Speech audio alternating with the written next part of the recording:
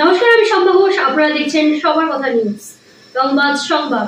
শুরু করবো আজকের বিশেষ খবর। ভোট ভিত্তিক কসবায় চরমে তৃণমূলের গোষ্ঠী কোন্দল। রাজডাঙ্গার পর এবার ইন্দু পার্ক এলাকা। ফের তৃণমূল কাউন্সিলর লিপিকা মান্না ও কাউন্সিলর সুশান্ত ঘোষের অনুগামীরা সংঘর্ষে জড়ালেন। রাতে বোমাবাজি গুলির চলারও অভিযোগ উঠেছে।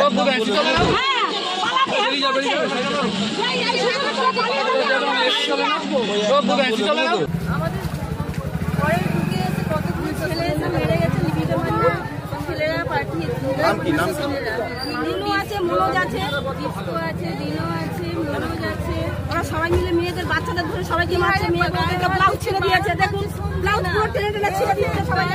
আমাদের 107 নম্বর ওয়ার্ডে, ঠিক আছে, লিপিকা মান্না তো ওনার ছেলেদের পার্টি ছিল, দিনুতে সব ছেলেরা ছিল, মেরেছে, বয়স্ক মানুষদের পর্যন্ত মেরেছে, ঠিক আছে, ওই মানুষটাকেও মেরেছে, বয়স্ক মানুষকে। এনাকে দেখুন মেরেছে, বাচ্চাটাকেও ধরে মারছে। লিপিকা মান্না সব লোকরা এসেছিল, ওরা নাম নিয়েছে পর্যন্ত, ঠিক আছে।